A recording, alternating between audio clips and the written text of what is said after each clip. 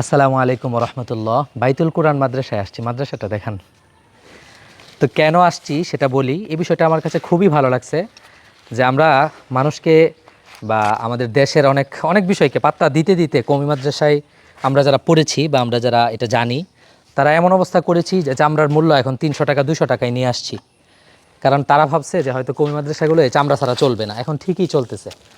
এখানে আমরা কিছু চামড়া দেখতে পাচ্ছি, যেগুলো যারা এসে এখানে রেখে গেছে শুধু তাদের, অর্থাৎ বাসায় গিয়ে গিয়ে মানুষের হাতে পায়ে ধরে মাদ্রাসার জন্য চামড়া কালেকশন যেটা আমরা করতাম, এতে যত না মাদ্রাসার উপকার হতো, ঠিক একই সাথে যে সমাজের উপকার হতো সেটা আসলে আমরা কোনোভাবেই মূল্যায়ন করিনি।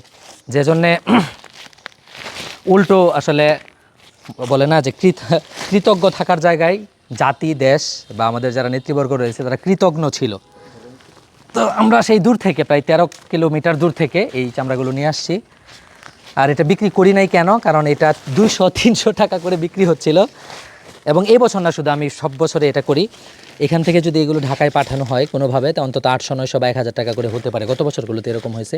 সেক্ষেত্রে ফুল টাকাটাই মাদ্রাসায় পেলো। মাদ্রাসায় যথেষ্ট পরিমাণে মানে এতিম অসহায় শিশুরা রয়েছে, তাদের হয়তো উপকার আসবে। কিন্তু এটা যদি গ্রামের 200-300 টাকায় দিয়ে দিতাম তাহলে ততটুকু হতো না। আমি মনে করি যারা আসলে এরকম প্রতিষ্ঠানগুলোর ভালো চান, যারা সত্যিকার অর্থেই যারা এতিম অসহায় শিশুরা রয়েছে তাদের উপকার করতে চান, তো সেই জায়গাতে আপনারা এই কাজটা করতে পারেন। আর মাদ্রাসা কর্তৃপক্ষের প্রতি এটা আমি ছোট হিসাবে আমার একটা বিশেষ অনুরোধ যে এই জায়গাগুলো থেকে সরে আসা দরকার, যেখানে আমরা মূল্যায়ন পাইনি, যেখানে এই যে এত কষ্ট করে শহরে আমরা যখন পড়েছি তখন আমরা দেখেছি যে ঈদের দিন, ঈদের পরের দিন এত কষ্ট করে এই চামড়া কালেকশন হতো, পুরো শহরকে পরিষ্কার করার ক্ষেত্রে একটা গুরুত্বপূর্ণ ভূমিকা রাখতো। সেই জায়গাতে এখন এই পুরো একদম আমাদের এই শিল্পটাকে নষ্ট করে দেওয়া হয়েছে। তো বাইতুল কুরআন সাধারণ প্রতিষ্ঠান, অন্য সময় আসলে আমরা দেখি যে হাজার হাজার মানে মনে হয় 1200-1300 শিক্ষার্থী এখানে পড়াশোনা করে, একেবারে নীরব। 1800? আচ্ছা দেখ, আমি 1200-1300 পর্যন্ত জানতাম।